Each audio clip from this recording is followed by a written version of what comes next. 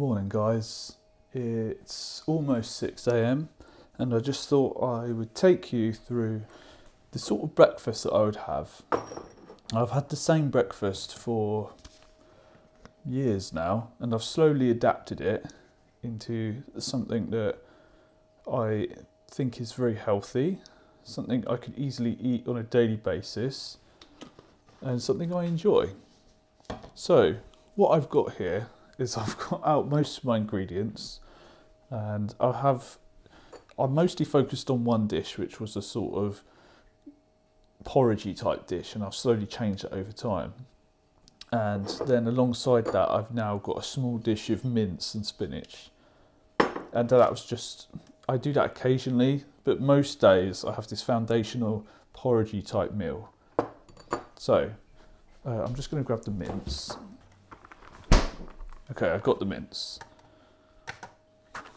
So I think having a consistent breakfast that you don't have to think about that when you don't have to think about what you're going to eat in the morning, and you just do it, is really important, because it takes the thinking out of it and you just know what you're going to eat. And I find that really valuable. So I'm just going to reset the scale here. So the way I like to do it is I take some mince out and then it will say minus however much you've just taken off. And we're at 75 grams. That's about where, yeah, 87 grams. That's about one serving of mince. And I put it in the pan with no oil because I find that the juices from the mince just come out and heat it all up. But yeah, I did have justifications for every ingredient I use in this breakfast, and it's just been a habit for so long I've kind of forgotten why I have them. Now I will try and remember as I go through. Obviously mince, healthy protein. Just put this back in the fridge. Now I like to wash my hands after touching the raw meat. Yeah, this was a form of habit building that I've practiced the most. And like I said, I slowly iterated it over time. So I started off with just having porridge, and then I had porridge with peanut butter, and I slowly added ingredients until it became what it is today. Oh, there's a bit of mince here. How have I done that? Forgive me, it's 6 a.m. I happened to wake up at 5:30 and I just thought I'd come down and start doing this. Yeah, that mince is starting to warm up now. Oh, so we finished with the scales. Okay, so this is the bowl for the mince, and now we've got this. So I've poured some kefir in. Now the reason why I like kefir is, well, mostly due to, like I've mentioned in many videos, that I've got a chronic illness called inflammatory bowel disease, and the reason why kefir is a good thing to have is it gives you some of that bacteria that your gut benefits from, and having it daily, you're giving it that like extra top up on a daily basis, which could try and keep your gut health a bit better. I'm not going to say how well it works because I don't know. In my head it works well. Now for some reason someone's put honey on top of my peanut butter, so I've got sticky fingers now, which is great. So I've been eating quite plain like this for a long time, to the fact when I eat some like highly processed foods, like yesterday I had a Subway, they don't taste the same anymore. They don't actually taste as good. Like, I find mince on its own quite easy to eat. I know some people might struggle eating foods like this because they're used to those highly processed foods, it's got a lot of sugar in. Well, you've got to give yourself a chance to adapt. And that's exactly what I did, and that's what I'm getting at with the fact that I slowly iterated on this over time. So back in the day, when I used to have porridge, I used to put crap loads of sugar in it, just like a lot of you probably do. And these days, the sugar I get is from berries. I put lots of blueberries in. If I was having my porridge version, I would put a banana in, but I like to swap things out because I'm having mince. I don't like to overfill the this section. So typically I would have a banana in, and that would be for my potassium.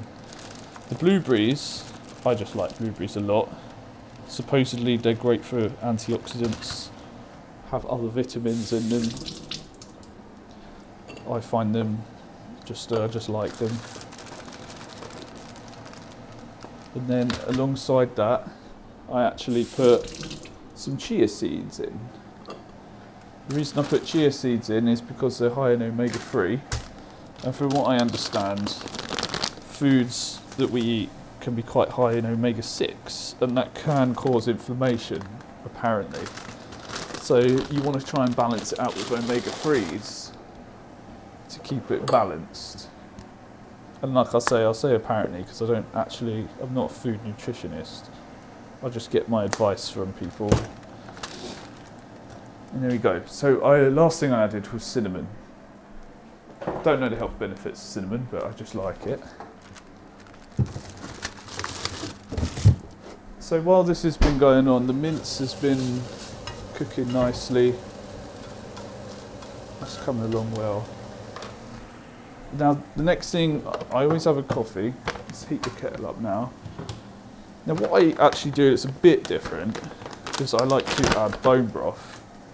Bone broth, obviously, is quite high in protein because it comes from animals. This is cow bone broth. It's quite high in collagen. And it's also high in, let's have a look, phosphorus, phosphate. So if you're ever low in those things, like once I was low in phosphate and I started getting these weird twitches in my eye. It's very strange to experience. And yeah, I was low in phosphate.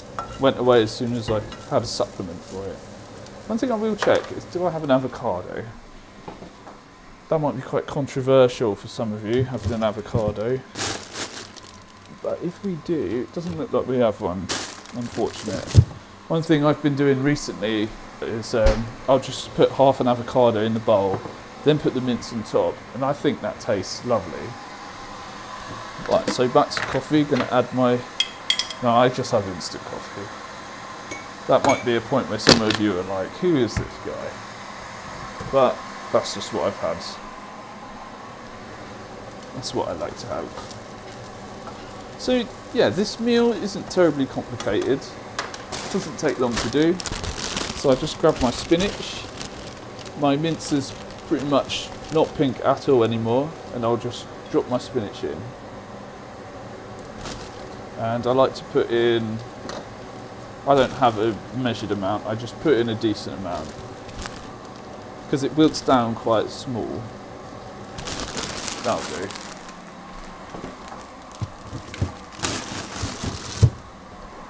So for those of you that think this looks horrendous, start small. It's not like you have to eat what I'm eating. This is just, I just wanted to show you guys what I eat. But I do highly suggest you find something like, I don't know, oats, something foundational that you can build upon. And then you can start having porridge. And then over time you can change that, like take the sugar out, put some fruit in, then add some more fruit, add a bit of spice. I don't know, like whatever direction that you want to take it in. It could be rice to start with, and then maybe you add loads of random crap to your rice, and then instead of doing that you put something healthy in. If you ever feel like you are a bit lost with diet, taking that iterative approach can make it a lot simpler.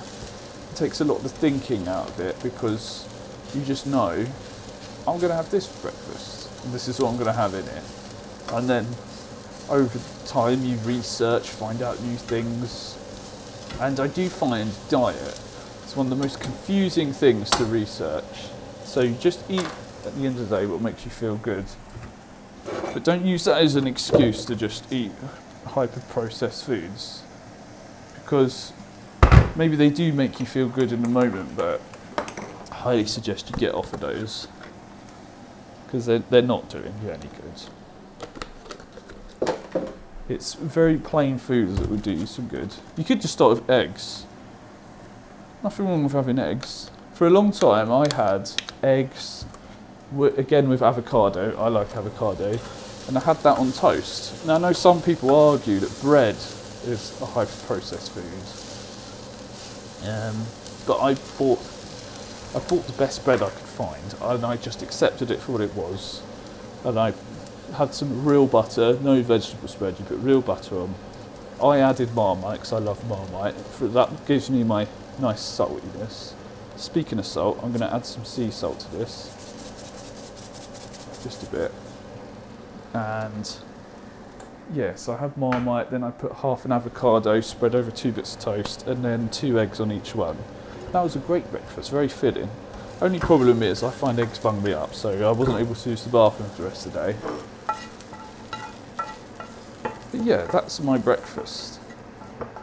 Typically if I was having my just porridge with it, it would take me much less time to make. But frying the mince and all that adds a fair bit of time. When I'm having mince with it, so I'm effectively having 2 dishes, I don't put oats in my porridge in inverted commas, because at that point I don't see the point in having those extra carbs. If I'm having a big bunch of protein, got some spinach, I just don't see the point. I mean, could be no harm in it. Be very filling at that point. There we go. We've cleaned up the pan. Yeah, and that's it. So 1 bowl of mince and spinach, fork, and in here we've got kefir, blueberries, chia seeds, cinnamon and peanut butter. And I put quite a bit of peanut butter in. Don't be afraid of eating fats because they're good for you. So I could make a video about everything I've learnt about diet. Don't forget my bone broth in the coffee. I love this stuff.